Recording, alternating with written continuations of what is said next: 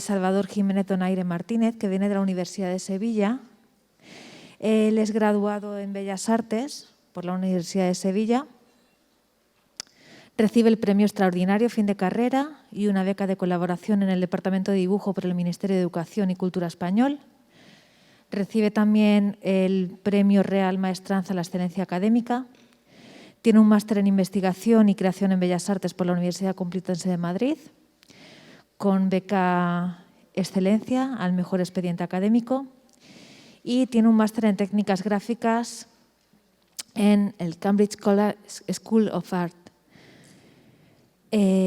con mención a la excelencia también. Y desde 2020 es contratado predoctoral en la Universidad de Sevilla. Su intervención se titula Descansar la mirada, un acercamiento a las políticas del ver, visionar en la era digital. Martínez y soy investigador predoctoral contratado PIF en la Universidad de Sevilla. Lamento no haber podido asistir presencialmente al congreso para presentar esta comunicación que lleva por título Descansar la mirada, un acercamiento a las políticas del ver, visionar en el tiempo digital. Aseguraba Giorgio Agamben que cada etapa histórica se distingue por su manera de experimentar la temporalidad. La nuestra, como defienden numerosos pensadores y académicos, vendría definida por la velocidad. En la actualidad, como sugiere Hartmut Rosa, las estructuras temporales vienen determinadas y gobernadas por la lógica de un proceso de aceleración que ha ido fraguándose desde la concepción y desarrollo de la modernidad y que se habría instaurado definitivamente con el advenimiento del medio digital e Internet. La interrupción, la fragmentación y la superposición de actividades configuran hoy nuestro modus operandi en esta nueva cultura del exceso, de velocidad y de datos, perfilada por los medios de acceso a la información y su eterno fluir virtual de imágenes, palabras. Como asegura Juan Martín Prada, es la era de downloaders. Todo lo queremos disponible en el tiempo del clic. Hoy la concepción temporal se asemejaría así al scroll infinito, el modo de navegación empleado por Facebook, Instagram, Twitter y otros servicios de compartición en red, dejando la mirada sin margen para el descanso. La visión se ha vuelto instantánea. El ahora es un producto más en la economía de la obsolescencia. Es en este contexto en el que surge la visión navegación, ese nuevo modelo óptico derivado de la inmediatez, la digitalización y la sobreexposición a la imagen característica de nuestro mundo iconosfera. Hoy las lógicas de intercambio simbólico se sustentan casi exclusivamente en la imagen. Estos nuevos regímenes de valor se establecen simultáneamente a través del control de la visualidad y la imposición de velocidad. La obsolescencia digital parece conducir también a una obsolescencia de la mirada, ahora más que nunca cansada, excedida por la miriada de informaciones visuales con la que es subyugada a toda velocidad. En este orden de cosas, muchas son las voces que imaginan un tiempo u otro, de carácter político, una temporalidad perpendicular a la aceleración hegemónica que permita ver, pensar y reestructurar esos momentos de observación, expectación, de manera más consciente. Las teorías de Arden Reed sobre el slow art preconizan una experiencia temporal dilatada a través de manifestaciones artísticas de muy diversa índole. En esta comunicación abordamos algunas obras de videoarte vinculadas a esta categoría acuñada por Reed. Nos centraremos principalmente en trabajos de Sam Taylor Wood, Bill Viola y Christian Marclay. En sus proyectos, estos artistas conjeturan un presente dilatado y sugieren algo hoy tan inusual y lujoso como experimentar el propio tiempo. Uno de los artistas clave en la desaceleración visual es sin duda este último. En sus trabajos, Viola lleva esta estrategia que conforma su sello como creador al extremo. Apodado el pintor electrónico, Viola genera piezas de vídeo basadas principalmente en pinturas clásicas y relatos religiosos. La piedra angular en su trabajo es el movimiento radicalmente pausado. A menudo incluso las imágenes son tan ralentizadas que llegan a ser reproducidas en sentido inverso, como en el caso de la obra que vemos proyectada, La Ascensión de Tristán. Este despliegue despacioso de la imagen dista mucho del ritmo vertiginoso con el que es recibida, compartida, almacenada, eliminada y visionada en la actualidad, como reconocíamos anteriormente.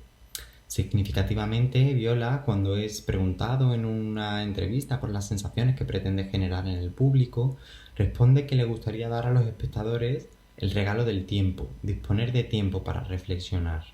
Y es que la lentitud puede ser a veces tan seductora como la velocidad. En este sentido, Douglas Gordon, otro de los artistas más reconocidos por el empleo de recursos como la cámara lenta, defiende que la congelación de fotogramas y la repetición en sus obras de videoarte funcionan más como un instrumento de deseo que como técnicas analíticas. Ese mostrar el tiempo propio de la obra de Viola es compartido por muchos otros creadores, pero pocas veces de forma tan literal como en el caso de Christian Marclay. The Clock, la obra magna que el artista presentó en 2010 ante el asombro de espectadores y crítica, es un dispositivo complejo, de más de 3 años de edición. Este artefacto, imagen tiempo y reloj hipnótico de 24 horas de duración, es una sincrética y compleja constelación narrativa que incluye escenas de cine comercial, series de televisión, cines de autor, imágenes en blanco y negro e imágenes a color. Claro que no es el primer film de 24 horas ni la primera vez que una obra se genera a través de estrategias apropiacionistas, pero lo intrincado de su estructura y la magnitud de la misma, como sugiere Gabriela Esperanza, hacen de la pieza un artefacto inédito, una suerte de collage donde la noción de duración es alterada. Aunque articulada por un mecanismo cinematográfico titánico, la obra es más que una proyección de imágenes en movimiento conectadas. Se convierte en un acontecimiento en sí mismo en el que el espectador participa por inmersión. El propio Marclay asegura que el hecho de que la obra se despliegue en tiempo real convierte al espectador en participante directo de la experiencia. Es casi como una performance, no solo un vídeo que ves y del que estás separado. El aspecto más interesante de la pieza, como apunta Rosalind Krauss, es que el tiempo interior de la obra coincide con el tiempo exterior de la sala. La consecuencia última de esta fórmula creativa es la transformación del tiempo del carrete, el real time, en el tiempo real time, de la espera. Mientras Viola proporciona esos tiempos de espera a través de la dilación forzada, Marclay lo hace a través de la sincronización de instantes heterogéneos de tiempo. Sam Taylor Wood, por su parte, propone en su obra The Last Century una estrategia distinta, la inacción, tanto a nivel conceptual como de contenido. Lo que a primera vista se advierte como la imagen estática de un grupo de personas, ante la mirada detenida y atenta se desvela como una toma de vídeo cuya duración está marcada por la consunción de un cigarrillo encendido.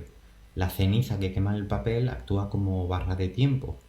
La duración total del vídeo es de 7 minutos y 42 segundos, y en él los únicos movimientos son los espasmos, parpadeos involuntarios y la respiración casi imperceptible de los actores, todos dispuestos de manera grupal alrededor de una mesa, como en los retratos de grupo pintados por Rembrandt y otros maestros clásicos.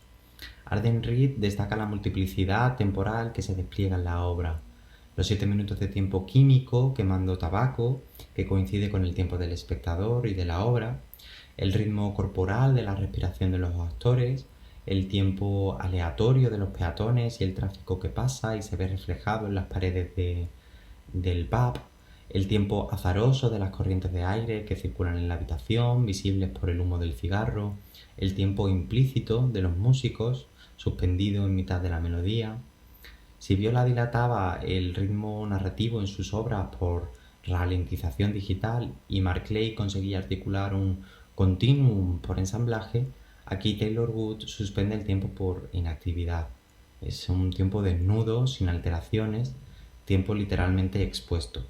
En las manifestaciones artísticas aquí abordadas, a menudo asociadas al aburrimiento, nuestra atención queda desafiada. ¿Qué mirar? En esta breve presentación hemos querido apuntar que quizá la pregunta no sea esa, sino más bien ¿qué dejar de mirar? Se hace imperativa la búsqueda de descanso perceptivo en un mundo frenético y excedentario en lo visual. Durante los 7 minutos de The Last Century, Taylor Wood nos invita a disfrutar de esos momentos de quietud que perfilan la vida y que sin embargo tienden a escasear cada vez más en nuestro mundo de conectividad 24/7. Estas y otras obras y experimentos estéticos anhelan, generan y exploran, a través de la mirada prolongada y otros recursos narrativos despaciosos, un pliegue temporal, precisamente al objeto de experimentar el propio tiempo. Muchas gracias por su atención.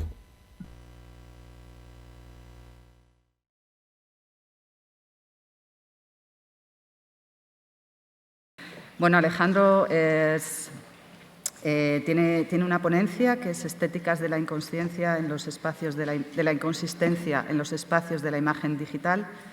Viene de la Universidad de Salamanca y es doctor en filosofía y es integrante del grupo de Estética y Teoría de las Artes Gesta, también de la Universidad de Salamanca, y ahora mismo es ayudante doctor en dicha universidad.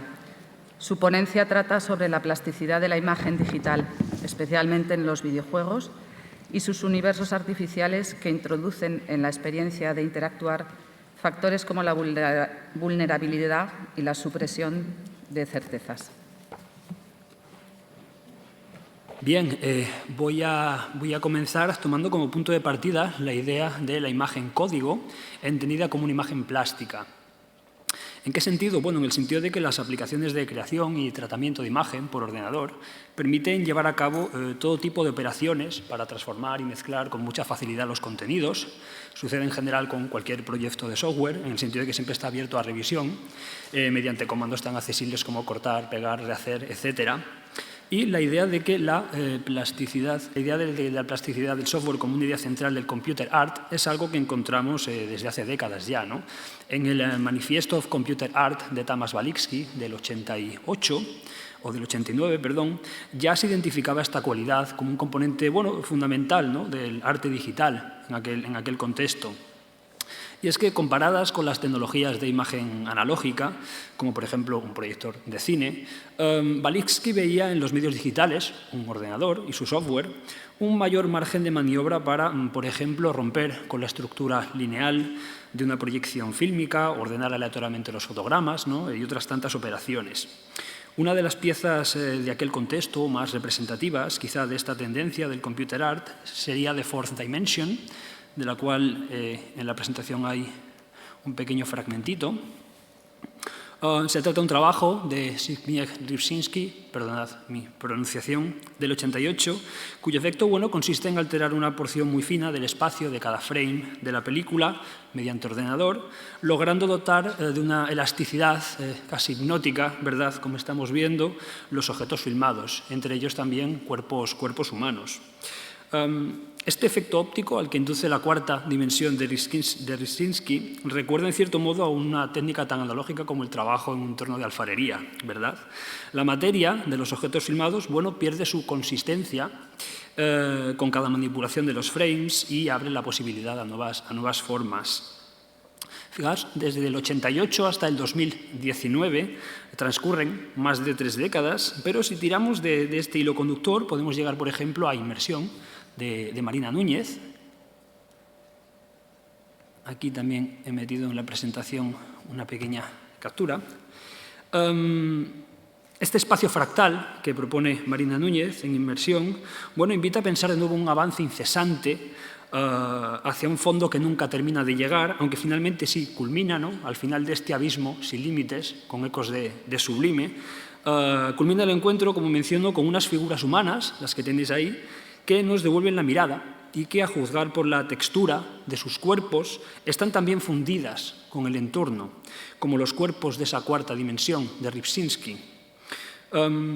Si recuperásemos, retomando, ¿no?, continuando con este hilo conductor, si recuperásemos la distinción tradicional de Lessing entre las artes del tiempo y las artes del espacio, podríamos decir que, de acuerdo con esta tendencia, el arte con ordenador encajaría muy bien en las segundas, ¿no?, en esas artes del espacio.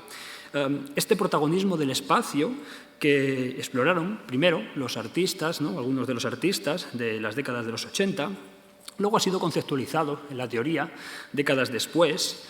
Yo considero que una de las obras de referencia en este sentido es la que tenéis a la derecha, a mi derecha, El lenguaje de los nuevos medios, un texto ya clásico de Lev Manovic, en el que afirma que en la estética de los medios digitales hay una prevalencia del montaje o la composición espacial frente al montaje temporal. Los ordenadores, de acuerdo con Manovic, ponen las cosas fáciles para jugar con la textura de la imagen dentro del marco de la pantalla. Una investigación posterior, doctoral, de Raquel Santos Ortiz, leída en la Universidad de Salamanca, parece haber refrendado también este enfoque explorando tendencias históricas desde comienzos de la animación analógica hasta la década de 2010. Y cito a Raquel, ella dice: si el dispositivo cinematográfico se caracteriza por la maleabilidad del tiempo, la imagen digital presenta una plasticidad espacial sin precedentes, ¿no? Con esto vamos a ir concretando, ¿no?, un poquito más. Y es que una de las variantes del computer art actual son los videojuegos. Al igual que las piezas de videoarte con ordenador que hemos mencionado, la del 89, la del 2019, los videojuegos también se producen utilizando software de creación y composición digital y audiovisual. Y en este sentido podríamos aplicar también a este medio las tesis de Manovic y de Raquel Santos Ortiz.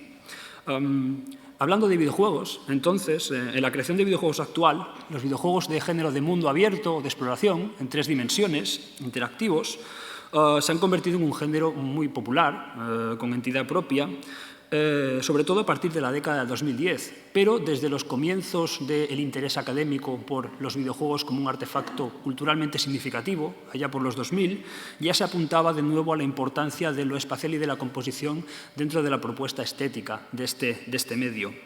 Decía Spenarset, en el 2005, decía lo siguiente: el ingenio creativo de los artistas que hacen videojuegos no descansa en su capacidad para crear elementos narrativos, sino en su diseño del espacio.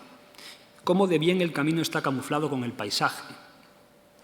Desde el 2005 hasta ahora mismo, realmente, han aparecido no pocos trabajos consagrados a analizar la estética de los videojuegos desde el punto de vista de la construcción de espacios, fijándose, por ejemplo, en disciplinas como la arquitectura y también intentando localizar en otros formatos y prácticas, por ejemplo, la pintura de paisajes, técnicas de perspectiva que ayudan a orientar la mirada, en términos, de hecho, muy tradicionales.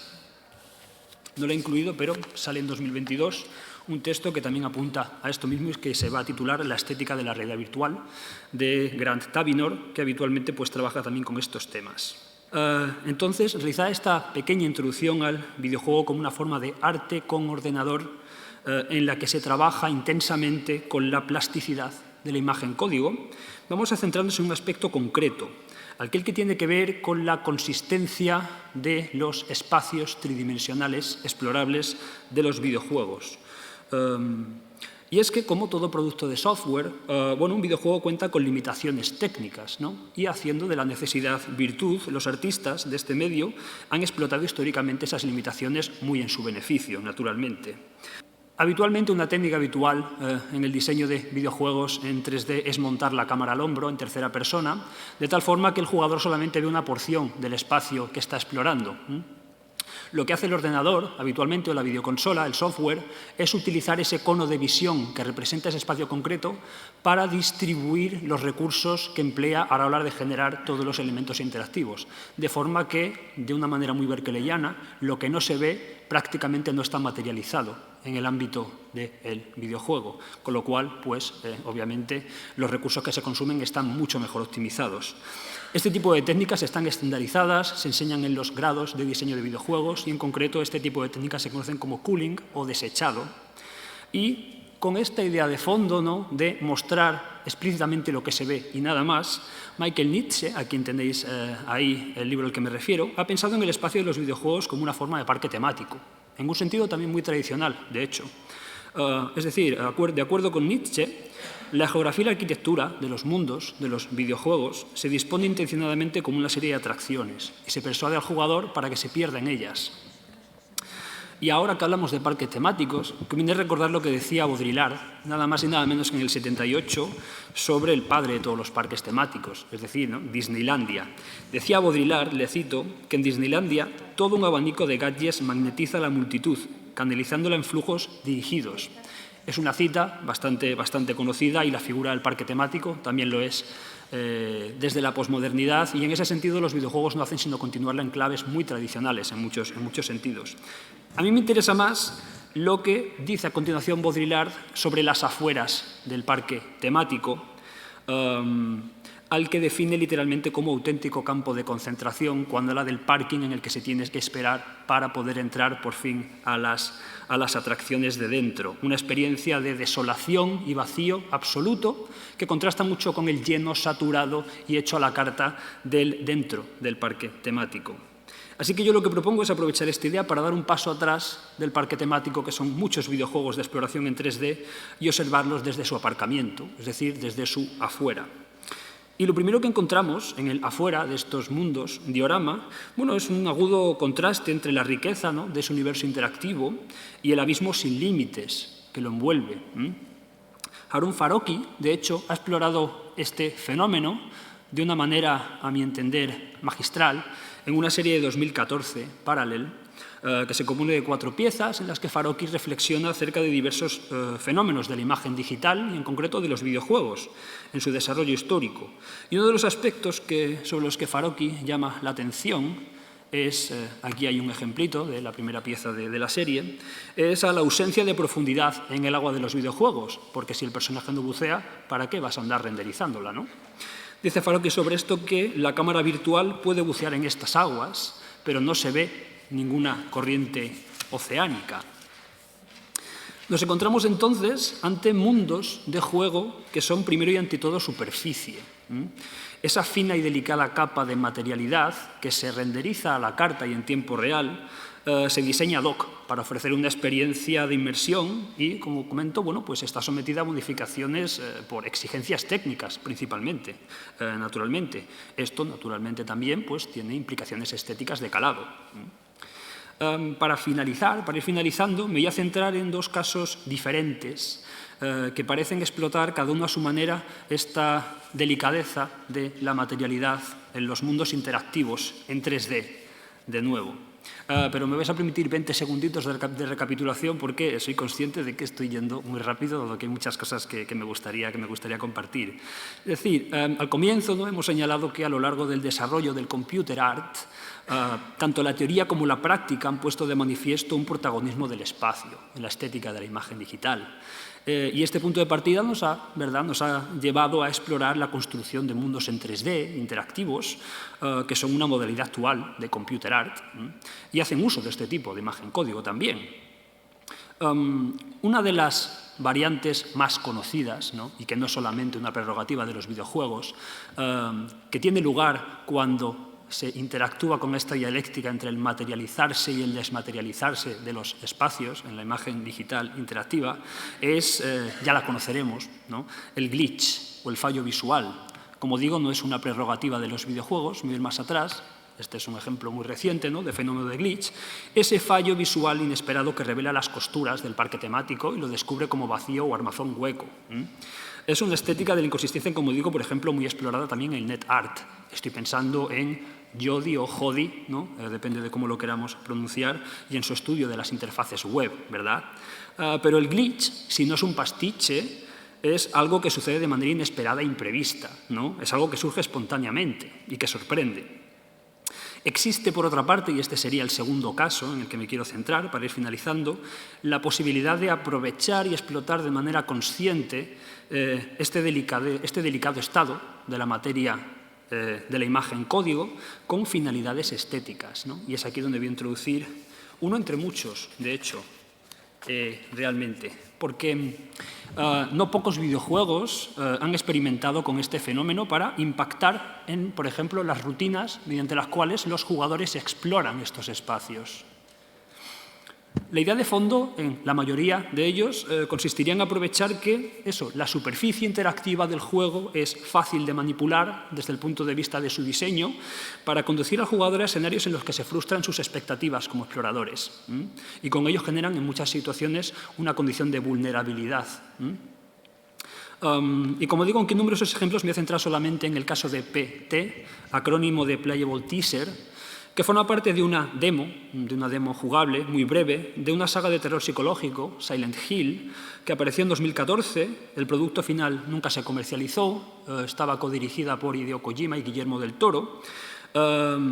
Esta demo técnica jugable transcurre en el interior de una casa, con suerte he puesto, sí, un esquemita, no es mío, aparece lo he encontrado en una web. La demo técnica transcurre en un pasillo en forma de L, se comienza en la puerta 1, se llega a la puerta 2, que está cerrada, y cuando se resuelve un pequeño puzzle, en cada caso distinto, la puerta 2 se abre. Lo que sucede es que al final de la puerta 2 uno regresa al comienzo de la puerta 1, en un bucle que se repite incesantemente. Este bucle, para avanzar en su desarrollo, requiere interactuar con algunos elementos de la estancia, por ejemplo, mirando un reloj digital durante unos segundos para que la puerta se abra y pueda uno volver a repetir una interacción del bucle con algunas modificaciones. Modificaciones en la iluminación, modificaciones en los objetos que hay. El juego induce a una, sin duda, opresiva atmósfera de terror psicológico, hasta el punto de que si en un momento dado uno mira hacia atrás, la partida acaba con un susto terrible, ¿no? Y en definitiva, un factor decisivo en esta propuesta es el diseño de un espacio tremendamente frustrante, ¿no? Inconsistente también en ese sentido, porque cuando uno está recorriendo una casa que no conoce, lo que no espera es que después de una puerta aparezca otra vez el mismo pasillo en el mismo lugar en el que comenzó a recorrerlo, ¿no? En este sentido, lo que encontramos de nuevo, bueno, es una experiencia que en cierto modo recordaría a una visita a las prisiones de Piranesi o a recorrer en primera persona esos dibujos de Esker, pero con el añadido que conlleva esta tercera dimensión de profundidad, ¿no? Y la exploración en primera persona. Podría desarrollar algunas cositas con algo más de tiempo, pero voy a pasar directamente a las conclusiones para intentar, digamos, ceñirme al tiempo. Tenemos entonces que los mundos en 3D de los videojuegos, y me centro aquí sobre todo en el 3D espacio digital interactivo, si hablásemos de 2D sería una cosa completamente diferente, ¿verdad? Son un interesante caso de estudio para explorar numerosas posibilidades estéticas de la imagen digital actual.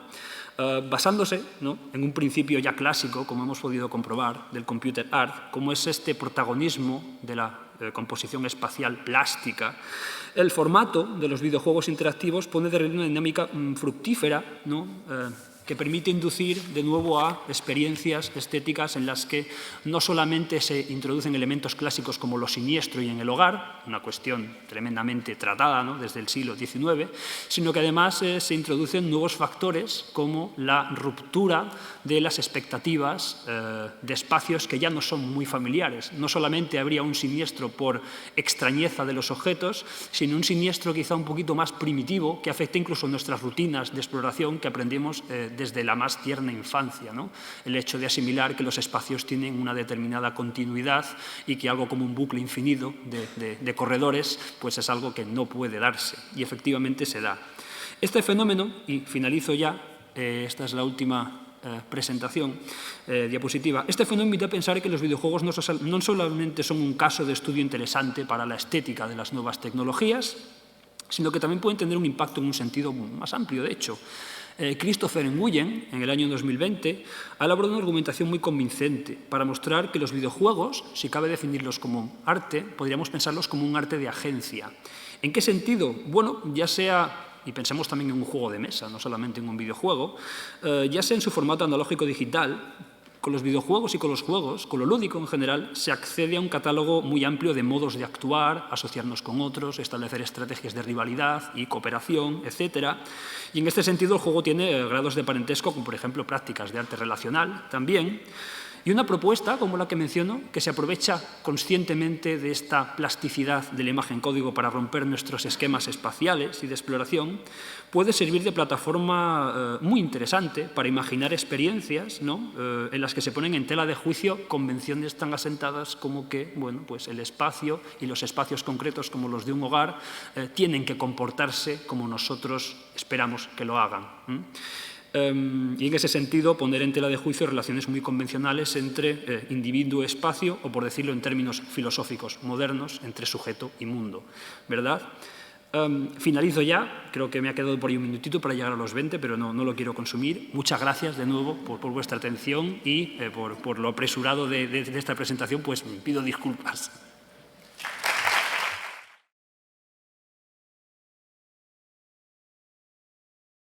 Lorena Rodríguez, de la Universidad Politécnica de Valencia, profesora titular. Y Lorena forma parte del equipo directivo curatorial del proyecto Inner Nature Exhibition, videoarte en relación a la cuestión ecosocial. La ponencia de Lorena tiene como título El colapso de Parasite 2019, audiovisuales online y crisis ecosistémica. Parte de un análisis de la serie distópica L'Effondrement, subvencionada por Canal Plus y que se ha difundido en YouTube. Pues muchas gracias. Ante todo, muchas gracias a la organización de este congreso. La verdad que es un gusto estar aquí hoy de forma presencial, disfrutando de eso que teníamos tan asumido antes, que era la presencialidad y que ahora de repente es un lujo, ¿no? Mi ponencia, la verdad que es un salto temático en lo que hemos visto esta mañana. Primero decir que forma parte de las investigaciones que he estado llevando a cabo en un proyecto de I+D que se titula Humanidades ecológicas y transiciones ecosociales del Ministerio de Ciencia e Investigación.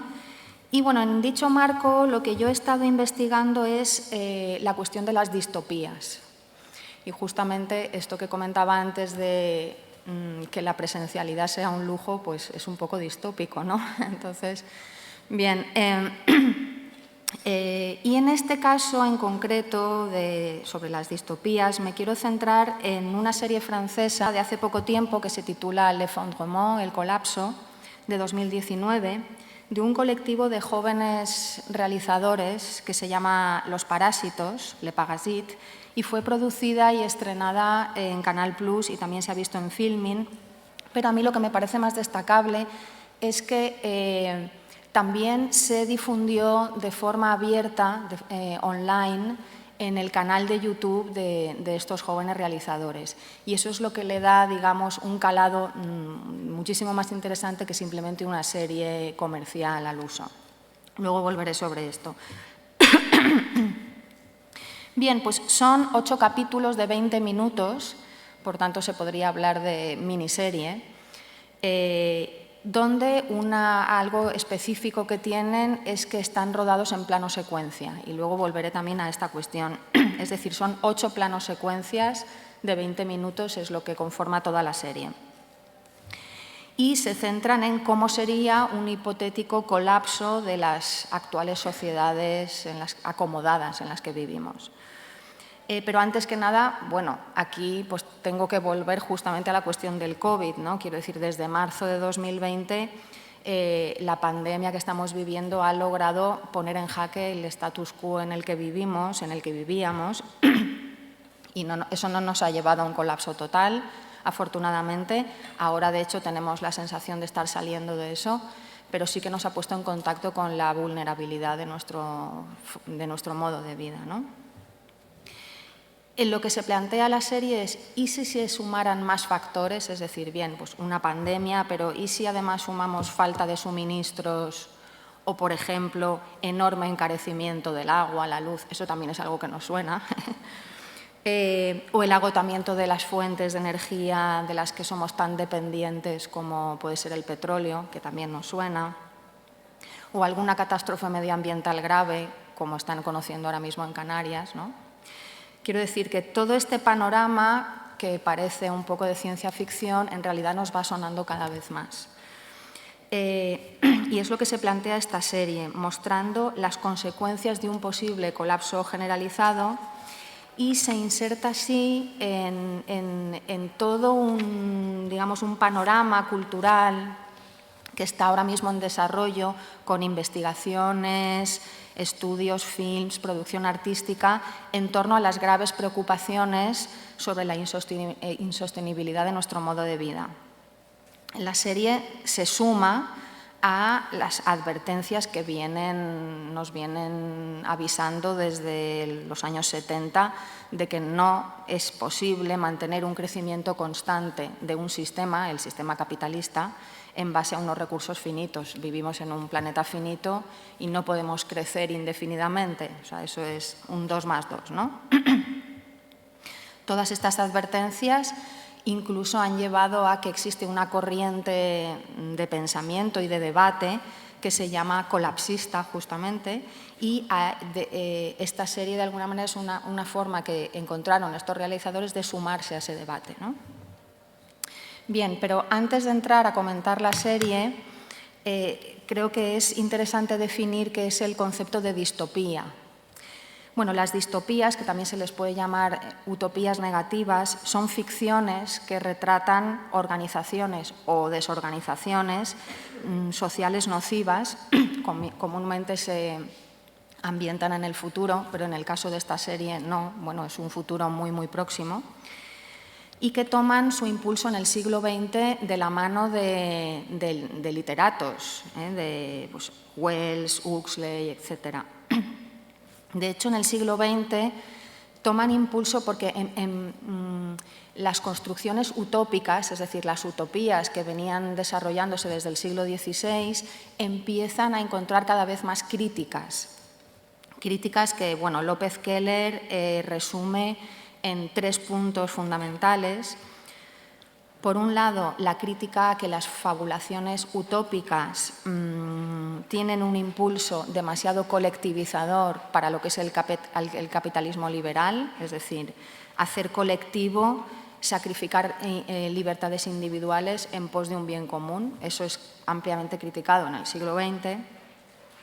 Por otro lado, también se critica desde una posición un poco más progresista el exagerado mecanicismo de las organizaciones utópicas, es decir, se intenta controlar todo en aras de una verdad monopolizada, o sea, es la misma línea de fin de las libertades, digamos. Pero además, también es importante señalar que así como las utopías su punto de partida es la fe en el progreso de la ciencia y de la tecnología como origen del bienestar de la humanidad, en el siglo XX pues, se fue demostrando poco a poco que a pesar de todos los avances científicos que se iniciaron y que nosotros todavía pues, disfrutamos de ellos, pues no se consiguió la justicia social a la cual podríamos haber aspirado, ¿no? Por ello, López Keller concluye que desde aproximadamente la mitad del siglo XX, poco a poco el pesimismo fue contagiando nuestra cosmovisión, y eso es algo que tenemos también instalado en la actualidad. En relación a este pesimismo, autores como Horowitz, por ejemplo, juzgan el pesimismo como algo conservador. Dice, el miedo al porvenir al final lo que hace es que añoremos el pasado, que nos conformemos con el presente de forma callada. Pero yo pienso que no tenemos que olvidar que una de las funciones de la utopía es la denuncia de cuestiones que se deberían cambiar, ¿no? Y las distopías, de alguna manera, heredan esa función de denuncia, empeñándose en señalar los derroteros perniciosos de lo que hay establecido. Es decir, mostrar las consecuencias futuras de tendencias que ya están en el presente. Bien, centrándonos ya en el colapso, antes que nada decir que el auge de las distopías que comentaba se da en el siglo XX con un origen literario, en lo que son las producciones audiovisuales se dio con muchísima profusión y tenemos muchísimos ejemplos de films muy variados. Tenemos ejemplos de films distópicos en las vanguardias, bueno, ahí hay algunos ejemplos ahí citados, ¿no? En la Nouvelle Vague, quiero decir, Alphaville, por ejemplo, es un film distópico, ¿no? O también films muy taquilleros, como puede ser la trilogía de Mad Max, o films de culto como Blade Runner, y hay un larguísimo etcétera. Llegamos a los 2000 y tenemos también muchísimos ejemplos, y también de series. La distopía se ha dado muchísimo en las series que están actualmente en las plataformas digitales, y hay muchos ejemplos. Uno muy interesante, porque hay toda una reflexión sobre la tecnología, la imagen, etcétera, es Black Mirror, O El cuento de la criada también es muy interesante por la reflexión que hace sobre la posibilidad de que exista un ecofascismo, ¿no? Como decía antes, El colapso, la serie que nos ocupa, muestra ese posible crack social sin entrar a hablar de sus causas, sino centrándose en ejemplos de sus consecuencias. Falta de suministro en los supermercados y en las gasolineras, abandono de los sectores poblacionales más débiles, como pueden ser los ancianos, peligro por la falta de mantenimiento de las centrales nucleares, por ejemplo, eso es algo fundamental. Y además se centran en las reacciones de la población. En la serie vemos un sálvese quien pueda generalizado. También vemos las reacciones de las clases altas de autoprotección elitista y muy excluyente. Pero también vemos el empeño ético de algunos colectivos de ayudar al otro o de incluso organizar comunidades alternativas más sostenibles. Todo eso en microcápsulas de 20 minutos, ¿no? Bien. Se va desgranando así una historia abierta, muy bien documentada, donde el espectador, la espectadora se enfrenta a un impactante encuentro con lo real sin edulcorantes. Aquí tenéis pues, todos los capítulos que, como se puede ver, cada capítulo se centra en un escenario concreto, el supermercado, la gasolinera, etcétera. Y además los títulos incluyen una indicación temporal, donde vemos que, entre paréntesis está la indicación temporal, donde vemos que la historia va dando saltos en el tiempo a 2 días después del colapso, 5 días después, 25 días después, etcétera. Bien, estamos, pienso yo, en esta serie ante una clara apuesta por trabajar con el espacio-tiempo, uno de los elementos centrales en lo que es la imagen-movimiento. Es decir, a mi entender, esta serie no es simplemente pues, el intento comercial de sacarle partido a nuestros miedos, sino hay una reflexión sobre el espacio y el tiempo. Por eso considero que tiene un cariz artístico, digamos, ¿no? Y hay 3 estrategias de trabajo que los jóvenes realizadores han llevado a cabo. Por un lado, como decía, una unidad espacial, es decir, cada capítulo se centra en un espacio, por ejemplo, supermercado, gasolinera, central nuclear, etc.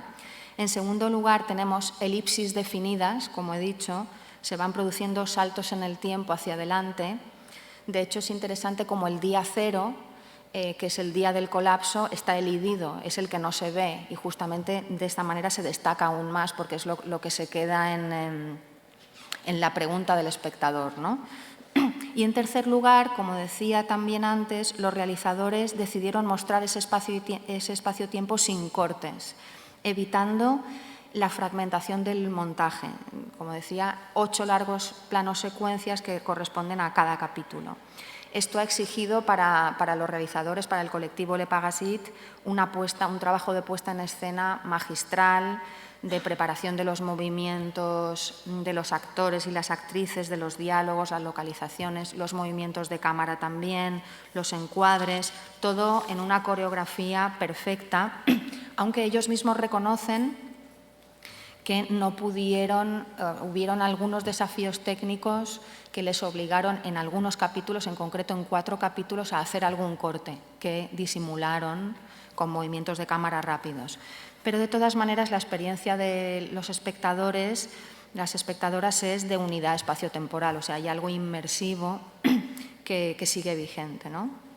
Hay que señalar que ese recurso, bueno, ahí hay algunos ejemplos, pero podrían citarse más, ese recurso de films basados en largos planos secuencias, pues es algo que está en lo que es la historia del cine, por ejemplo, en Hitchcock, en Ackerman o también en Dogma 95.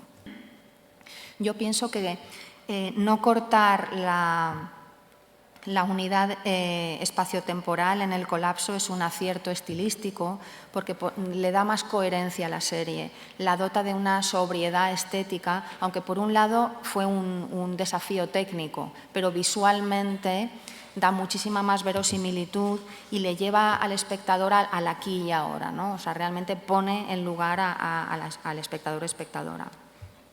No tengo tiempo en esta presentación de revisar todo el hilo narrativo de la serie, solamente decir que se inicia en un supermercado en el segundo día tras el colapso, donde ya se ve la falta de suministros, no solo de papel higiénico.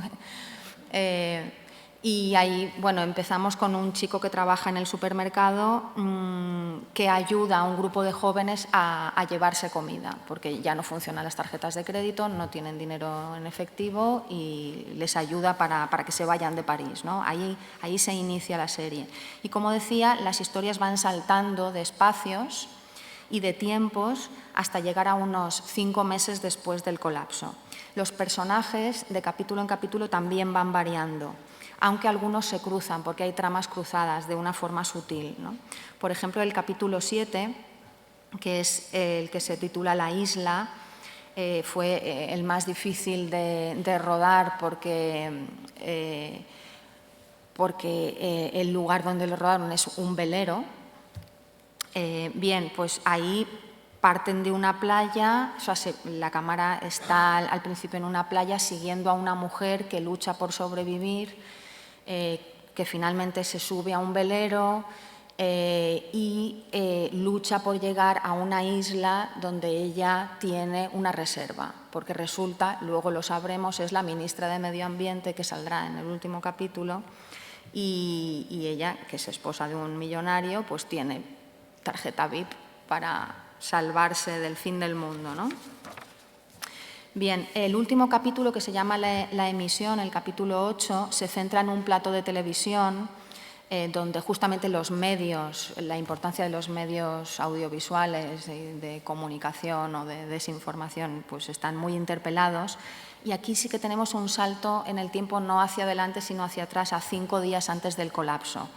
Y ahí pues, hay una serie de activistas ecologistas que se empeñan en colarse en el plató cuando se le va a hacer una entrevista a esta ministra de Medio Ambiente, y el portavoz consigue debatir con ella y avisar de lo que va a ocurrir, aunque no sirve de mucho. Les avisa, intenta avisar a los espectadores, espectadoras de lo que va a ocurrir. Y pues, su discurso es un concentrado muy resumido de algunos planteamientos ecologistas que de lo que están avisando es que esto del desarrollo sostenible es una falacia. Quiero decir, no es posible un crecimiento sostenible, porque es que no es posible seguir creciendo, ¿no? En un planeta finito como el que tenemos. Tenemos que plantearnos otras alternativas, que es lo que pues, muchas veces las administraciones, los políticos y las empresas pues, quieren hacernos olvidar. Bien, y a lo que iba, que creo que es más interesante en relación a este congreso, es que esta serie no solamente ha sido pues una serie que se ha visto en Canal Plus o en Filmin, sino que los realizadores se empeñaron en que se difundiera de forma gratuita, online, en su canal de YouTube también. Entonces, ellos, cuando acabaron sus estudios de cine en París, en 2013 más o menos, abrieron un canal de YouTube, como hace tanta gente, ¿no? Y en el momento que consiguieron financiación, presentaron el proyecto a Canal Plus y consiguieron financiación, se empeñaron, digamos, y negociaron que se pudieran difundir su serie a lo largo de aquel año 2019. Y también el 12 de noviembre de 2020 se difundió toda la serie en abierto de una vez. De hecho, ellos dijeron, nunca nos hubiéramos imaginado que esa difusión se iba a hacer en un momento en el que la población estaba confinada, ¿no? O sea, en un momento distópico. En su canal, ellos también no solamente difunden sus creaciones, sino proyectos en los que participan, talleres de creación audiovisual, sus conocimientos técnicos ellos los explican completamente. Hacen tutoriales, bueno, es muy enriquecedor, digamos, y muy altruista por su parte, porque explican cómo grabaron la serie, por ejemplo, ¿no? A mi entender, este empeño de difusión online de la serie no es solamente una estrategia para conseguir más audiencia, que ahora se les llama seguidores, ¿no?, en Internet, sino una manera de vertebrar un discurso político, crítico y de crear comunidad de reflexión y de preocupación también. Gracias a su difusión online, El Colapso contribuye con un formato audiovisual, donde aquí vemos la creación artística, cómo se afianza como forma de investigación, ¿no? Contribuye al debate que hay en Internet en torno al colapsismo, que decía antes, que ha empezado a coger fuerza pues, a partir de los años 2000 y que tiene toda una serie de referentes, de investigadores, de libros, es decir, no es solamente, digamos, una teoría conspiranoica, sino que hay detrás un corpus. Bueno, no me es posible hacer referencia a todo este debate. Sí que recomiendo una entrevista que salió en mayo de 2021 al investigador, que es físico y matemático Antonio Turiel, que recomiendo, está ahí, se puede leer online, donde él habla del agotamiento de los combustibles fósiles, sobre todo del petróleo, que según él pues sus efectos van a ser inminentes, ¿no? Bien, en este sentido, a mi entender, la serie comentada hace una aportación muy interesante a ese debate, poniéndole imagen y sonido a ese debate e invitando al espectador a ponerse en la piel de un ciudadano del primer mundo, como nosotros, nosotras, que de repente nos encontráramos con que tenemos que sobrevivir, ¿no? Bien, algunas conclusiones. Pues, comenzaba la ponencia pues, preguntándonos por el alcance de las distopías en la producción audiovisual contemporánea. Aparte del posible impacto desmovilizador que tienen muchas distopías, que inoculan esa idea de que el futuro está perdido, que no hay nada que hacer, también es notable la capacidad crítica de algunas distopías, ¿no? Cuando alertan sobre tendencias presentes y donde todavía algo se puede hacer, ¿no? A mi entender, los 7 primeros capítulos son una exposición de Sálvese quien pueda, donde se ve, bueno, son un ejemplo de, como afirma Jorge Richman, dice, no esperemos mucho del fin del mundo, ¿no? Porque también hay como una cosa de decir, bueno, pues que se acabe el mundo, pues de ahí surgiremos de nuestras cenizas, ¿no? Aunque también no hay que olvidar que en la serie también hay aspectos muy claros que alimentan la esperanza en que la solidaridad, la apuesta por la ayuda mutua puede despuntar también en situaciones extremas. Y eso lo hemos visto, creo yo, en lo que hemos vivido en la pandemia también. En el último capítulo pretenden ir un poco más allá e interpelan a las espectadoras, a los espectadores, nos dicen, estad atentos, hay que informarse, no nos quedemos con los mensajes típicos, digamos, de los medios y estoy acabando. Entonces, yo creo que es una serie que es un ejemplo donde es una serie que hace presente, de alguna forma, construye imaginario, se empeña en que tenemos que cambiar nuestra agenda, nuestras preocupaciones, ¿no? Y que hay que empeñarse, digamos, en pensar fuera del imaginario más tópico y fuera del pensamiento único. Y nada más. Muchas gracias.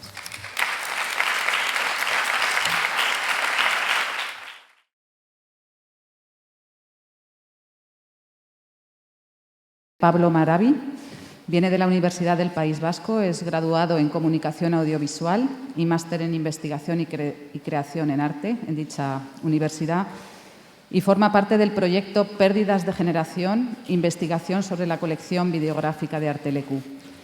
La ponencia de Pablo se titula Notas para la creación de un archivo audiovisual de videoarte vasco en el marco del proyecto Videoflux. El grupo Videoflux pretende construir y diseñar un archivo audiovisual que albergue y salvaguarde la producción de videoarte generada en Euskal Herria durante la década de los 80 y 90 y situar ese patrimonio en la historiografía del arte contemporáneo vasco.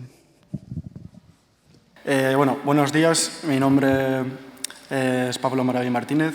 Soy investigador predoctoral de la Facultad de Bellas Artes de la Universidad del País Vasco y, en primer lugar, lógicamente, pues dar las gracias al Congreso por darnos la oportunidad de participar en este evento y ofrecernos el tiempo y el espacio pues bueno, para compartir algunas de las cuestiones que venimos tratando en relación a un problema complejo como es el de la preservación de videoarte realizado en este caso en el País Vasco. Tengo que matizar que cuando me refiero a videoarte me estoy refiriendo exclusivamente al videoarte concebido en formato analógico electromagnético, es decir, el Hi8, el Umatic, el Betacam y todo ese tipo de formatos que, bueno, como venimos tratando aquí, pues están gravemente afectados por el problema de la obsolescencia tecnológica. Entonces, bueno, antes de empezar sí que tengo que reservar como un momentito para enmarcar mi ponencia dentro de lo que sería un contexto mayor como es el de la presentación del proyecto Videoflux, que luego más tarde mi director de tesis, Gabriel Villota, va a presentar aquí con mayor detalle. Pero sí que conviene, aunque sea realizar unos pequeños apuntes sobre lo que es Videoflux. Es decir, se plantea como un grupo de trabajo que nace en el seno de la Facultad de Bellas Artes de nuestra universidad y que pretende estar dedicado principalmente a lo que sería el estudio del audiovisual experimental realizado en el País Vasco. Entonces, bueno, luego, entre otros objetivos que Gabriel ya digo que abordará con mayor detalle, pues bueno, Videoflux sí que tiene como una de sus principales metas la de trabajar por la creación de un archivo audiovisual de videoarte realizado en el País Vasco. Pero bueno, no solamente tiene el objetivo de trabajar por la creación de ese archivo audiovisual, sino que también pretende de alguna manera revisar lo que serían las funciones y posibilidades del archivo en sí, así como de los materiales, es decir, de las obras que puede llegar a contener. Entonces, bueno, es en este punto donde yo voy a centrar un poco mi intervención porque es básicamente la actividad a la que me he estado dedicando como este último año y medio. Es decir, que me he estado dedicando mi tiempo a localizar piezas de videoarte producidas en Euskadi durante los 80 y los 90, bueno, tratando de recuperarlas, haciendo trabajos de catalogación y digitalización con la idea de empezar, pues, bueno, por lo menos a generar como un primer núcleo de archivo. Entonces, bueno, digamos que hay básicamente dos problemas grandes a los que yo me he tenido que enfrentar en la investigación. El primero de ellos sería como el de enfrentarnos a una dispersión de una cantidad bastante importante, por no decir una cantidad ingente, de obras de videoarte. Luego lo mencionaré un poco mejor, pero bueno, podría decirse, yo creo que sin miedo tampoco a equivocarnos, que el País Vasco, o sea, fue uno de los ámbitos de producción de videoarte más importantes o más prolíficos durante los 80 y los 90 en el contexto español. Es decir, fue un ámbito en el que se produjo mucho vídeo.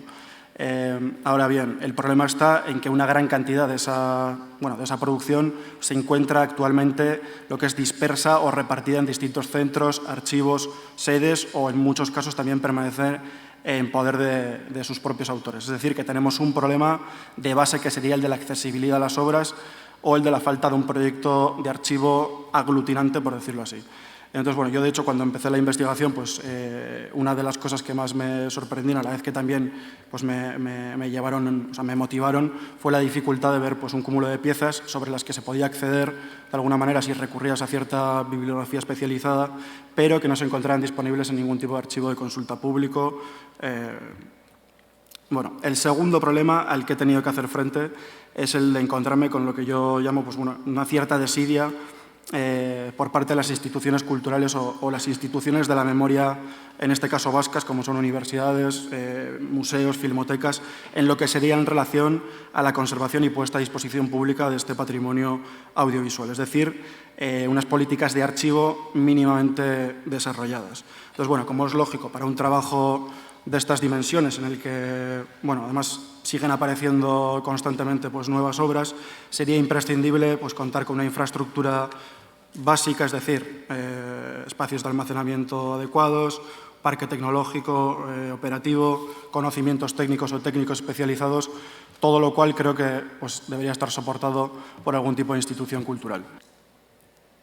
Entonces, bueno, en relación a estos dos factores que digo, o sea, la dispersión de obras y desidia institucional, hay como una cuestión más de orden, no sé si teórico, pero que me hubiera gustado desarrollar un poco más, pero que tampoco he sabido muy bien cómo echarle mano, o sea, cómo meterle mano aquí. O sea, me refiero, a ver si me explico bien, a la relación entre estos dos problemas, es decir, la dispersión de obras por un lado y la desidia institucional, con otro problema subyacente, como es el de la obsolescencia tecnológica, que, bueno, como venimos tratando aquí, pues es un problema que afecta gravemente a las obras concebidas en formatos de tipo electromagnético.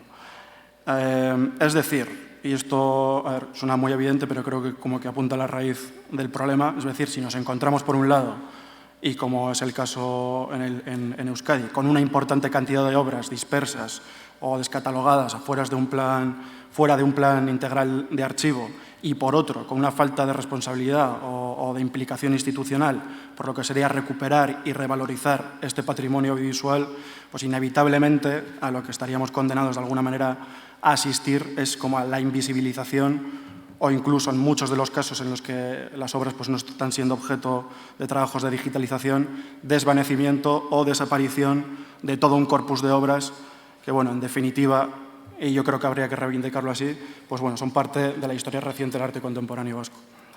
Entonces, bueno, siguiendo como este hilo argumental, pues a lo que voy es que necesariamente, o sea, esa relación entre los factores tecnológico-institucional, es decir, el factor de la obsolescencia tecnológica, unido a los factores de la dispersión y de la desidia institucional, tiene que tener algunas consecuencias para los procesos de elaboración de las historias del videoarte. Pero bueno, ya digo que o sea, la cosa tiene como muchos más matices y, bueno, como teníamos poco tiempo tampoco sabía muy bien cómo meterle mano. Entonces, bueno, yendo ya a lo que es el estado actual de la situación en Euskadi, pues me voy a remitir un poco al artículo que he escrito y que acompaña las actas del Congreso. Entonces, lo que yo trato básicamente de establecer ahí es eso, que el País Vasco pues, fue uno de los ámbitos de producción y difusión más importantes durante los 80 y los 90 en el contexto español. Entonces, bueno, resumiendo un poco lo que vengo a decir ya en el artículo, o sea, creo que de alguna manera el devenir del videoarte en Euskadi podría sintetizarse como en 3 etapas, ¿no? O sea, la primera sería la de unos primeros acercamientos o experimentos realizados por algunos artistas plásticos a finales de los 70, principios de los 80. La segunda estaría caracterizada pues, por un incremento bastante notable, muy notable de la producción en vídeo durante toda la década de los 80, fruto de la convergencia de varios factores, pues como son el auge de los festivales de vídeo, el surgimiento de varios centros de formación y producción o, importante también, el desarrollo de algunas políticas culturales que animan y sostienen la práctica durante toda esta década, dando además pues, bueno, una cierta entidad a la idea de un vídeo vasco. Es decir, que durante los 80 pues, bueno, se puede considerar como una especie de época dorada, por decirlo así. Luego, a pesar de que en los 90, esta ya sería la tercera etapa, el contexto institucional cambia radicalmente, es decir, las ayudas a la videocreación descienden, muchos de los festivales de vídeo desaparecen, en consecuencia también mengua notablemente la producción. Sí que es cierto que en Euskadi se siguen manteniendo algunos núcleos importantes de producción y difusión de videoarte, como son el Festival de Vídeo Navarra, el de Vitoria-Gasteiz, luego surgen iniciativas como la distribuidora Ars Video, el Centro de Imagen y Nuevas Tecnologías en Vitoria-Gasteiz, el propio Arteleku también, que son núcleos que de alguna manera siguen aglutinando producción en vídeo realizada por parte de artistas vascos.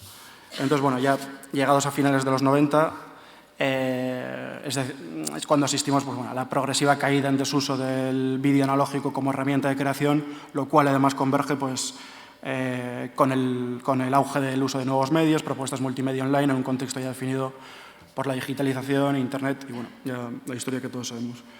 Entonces, bueno, a lo que voy, básicamente, es que en 20 años de producción en vídeo o videográfica en el País Vasco, que he resumido aquí bastante volando y obviando un montón de cosas porque la cosa es bastante más compleja, pero bueno, quiero decir que 20 años de producción en vídeo lo que ha dado lugar ha sido a un panorama bastante caótico en el que hay un cúmulo de obras que están ubicadas en diferentes archivos, tanto públicos como privados, y cuyo estado de conservación en muchos casos pues, es incierto.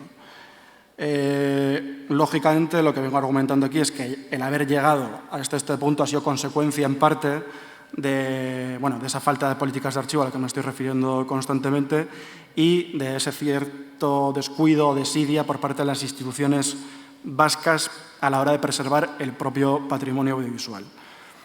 Entonces, bueno, ya, o sea, en este punto quizás sería conveniente que pusiera algún ejemplo porque bueno, hay varios que considero además paradigmáticos, como son los casos de la gestión de la colección de vídeo de Arteleku o el del archivo de la Facultad de Bellas Artes, Pero bueno, como ya también desarrollo estos casos en el artículo que está incluido en las actas del Congreso y tampoco me va a poner a tirar piedras contra mi tejado, lo cual no es justo porque además la facultad sí que ha emprendido trabajos de catalogación, digitalización para su propia colección, o sea que no sería nada justo.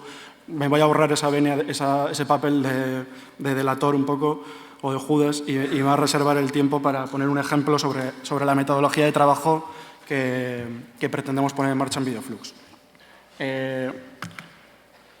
Con este proyecto de Videoflux lo que esperamos ya definitivamente es como generar una estructura o una línea de trabajo estable y ya soportada institucionalmente que nos permita seguir realizando esos trabajos de recuperación de materiales en la idea de avanzar hacia ese proyecto de creación de un archivo de videoarte vasco. Ahora bien, conviene recordar, y vamos a dejar bien establecido, luego Gabriel insistirá sobre ello, que Videoflux pretende trabajar no solamente por la creación del archivo, sino que lo que pretende es revisar o repensar la misma idea de archivo audiovisual y también de la entidad y las posibilidades de los materiales que puede llegar a contener. Entonces, en ese sentido, dentro de lo que son las bases de Videoflux, pues encontramos como 3 claves o 3 objetivos. El primero de ellos sería, lógicamente, la idea de recuperar obras extraviadas con el objetivo de preservarlas y ponerlas a disposición pública. En segundo lugar, plantear seriamente la posibilidad de rehabilitar las obras que vamos recuperando para el ámbito productivo, y aquí estaría un poco el factor experimental de la propuesta y donde también entraría la polémica, porque seguramente a más de un conservador le está pitando los oídos. Y en tercer lugar, pues basar una parte importante de la investigación en la grabación de entrevistas a los autores de las obras que vamos recuperando, así como de otros agentes también relacionados con ese contexto en particular, pues teóricos, críticos, historiadores. Siguiendo esas premisas, lo que he querido ahora es traer un ejemplo, una pequeña muestra que hay que entender a modo de experimento o de ensayo, que trata de alguna manera de poner en práctica algunos de estos presupuestos que acabo de mencionar. Entonces, me parecía también interesante no limitarme solo al plano discursivo y dejar también hablar a las imágenes y los sonidos que vamos recuperando, pues dejarlas hablar de alguna manera. Lo que vamos a ver a continuación es una entrevista realizada a Ramón Churruca, que es un performer mítico y videoartista también de la escena vasca, que me cedió sus fondos para digitalizarlos y con ellos hemos realizado esta pieza que vais a ver que trata de seguir las bases que hemos establecido en Videoflux. Si le puedes dar un poco para atrás porque no está sonando además. Dura 8 minutos, no me he excedido del tiempo, así con esto termino. Lo que haces y lo que vamos a ver. Vale, me llamo Ramón Churruca, a veces utilizo el alias Ramón Cuanta la gusta. Esta es una pieza que hice en 1989 de videoarte en la clase de Performance Video de Doug Hall en el San Francisco Art Institute en los Estados Unidos. La he visto alguna vez que la he digitalizado, pero apenas la he visto desde el 89. No creo que sea una pieza especialmente buena, pero tiene una especie de contexto histórico dentro de mi propia vida. Esta pieza estuvo en una colección de videoarte, ya ha estado en varias a través de los años, en Ars Video, a través de mi amigo Gabriel Villota, que creo que está ahora sentado con vosotros en la sala, aquí al lado. Y ahora estoy viéndola a través de, con Pablo Maravi, que me está grabando este vídeo sobre la obsolescencia programada, sobre la propia obsolescencia artística mía, sobre cómo unos vídeos valen más que otros según los nombres y qué pertenencia y qué nombres a qué escuelas van. Me va a ser una experiencia curiosa verla ahora, apenas lo recuerdo.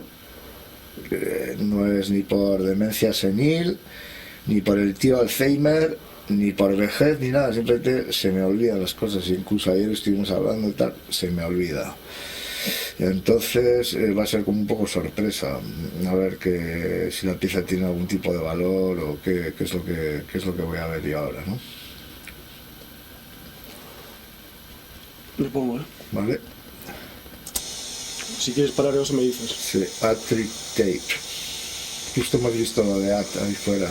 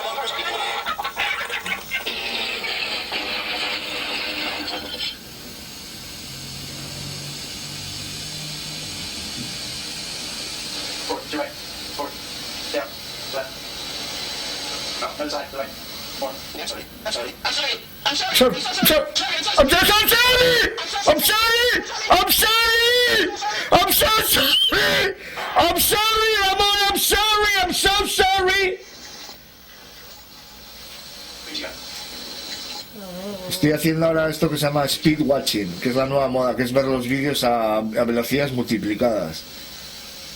Incluso ver las series ahora todas, hostia. Wow, esta parte no está tan mal ahí con el fotograma quemado. Me gusta, wow, todo el cine experimental. Mira, lo hemos visto a toda hostia, el 89, tío. Wow, me ha traído un montón de recuerdos de experimental filmmaking, ahí de todo el Bay Area, toda la movida que yo descubrí ahí llegando de aquí. Yo creo que es mi visión de ese momento, yo también pidiendo disculpas por tener la posibilidad de estar ahí, qué iba a hacer con mi vida, qué iba a ser lo que iba para adelante en esa historia. Firmo ya como Ramón Cuantalagusta. La obsolescencia, pues es que no tiene ningún valor. Ahora mismo estoy haciendo unos vídeos, estoy en TikTok, también estoy en Instagram Reels y son vídeos de 15 segundos, pero resulta que a mí como mi top es 150, casi como esto, también ha sido una cosa muy minimal, muy de poca gente, mientras que ahora tienes que ser como María Pombo, que tienes 2.516.000 seguidores, o la Makarov, o Leoni Hane, todas las influencers que son los que llevan, o sea, el videoarte, la video performance vuelve a ser otra cosa completamente marginal, a menos que no seas Marina Abramovich que va a ganar el premio, ¿cuál es? Reina de Asturias, Princesa Asturias, Reina de Asturias, algo increíble, ¿sabes? Dice que ya lo que no quiere ser es una celebrity, pues justo es el mundo de los nombres, por eso mi nombre no tiene valor, por eso yo soy un artista obsoleto, soy de la obsolescencia total, como lo demuestra este propio vídeo, ¿no? Y ella dice que no quiere ser una celebrity, es algo completamente increíble, porque si es ella la que ha promocionado la celebrity performance, con Beyoncé, Jay-Z, con todos esos de sacarle a su ex marido ahí en la galería, toda esa especie de montaje que hicieron, y ella vendiendo ropa de Prada, que ha sido la mensajera totalmente, la que ha salido en Mujer Hoy, en Vogue Italia, en Vogue Estados Unidos, o sea, Vogue en todas partes, ha sido la gran promoción de la performance como moda. Bueno, yo me estoy yendo por las ramas en cuanto a mi pieza, no sé, igual la vuelvo a ver, esta vez a velocidad normal.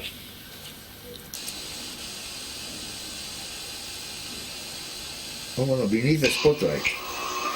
También en calzoncillos, ahí en el estudio online. Bush, debe ser la era de George Bush, 1989, también un montón de lagunas ahí mentales, también, ¿no? Zapping toda la vida, zapeando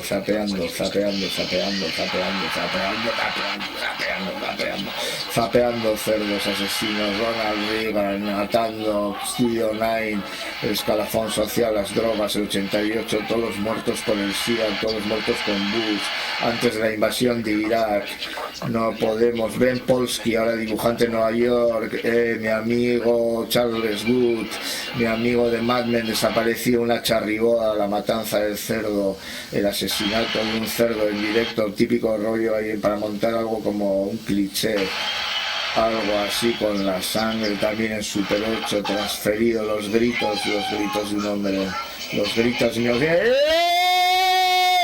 que me veo con pelo y con barba mientras revuelven la sangre, y vuelvo y otra vez ahí poniendo poses que no me las quiero ni yo, todo con barba, toda la no quiero yo callarme, el que te vas a callar eres tú eres el que te tienes que callar y asustarte, si antes de que te mueras de una vez, y es en el olvido que tienes ahora, el olvido tuyo, el olvido mío, el olvido instantáneo, olvido.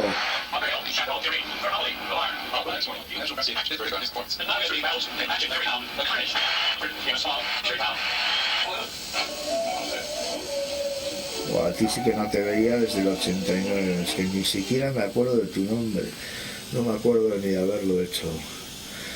Todo se me olvida, todo me resbala, todo me da igual.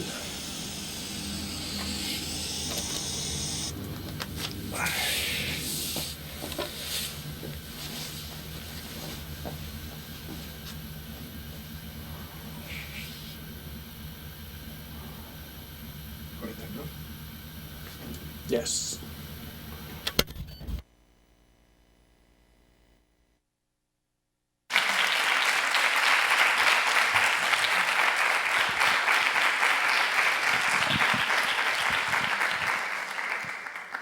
Interesante pieza. ¿Hay alguna pregunta que queráis hacer? Bueno, encantado también con el ejemplo, porque es una forma de activar los archivos, ¿no? Gracias, Pablo. Y veo también esa mirada desde aquí, ¿no? Y hacer casi una videoentrevista performance, ¿no? Es darle una segunda vida, ¿no? Tercera al propio archivo.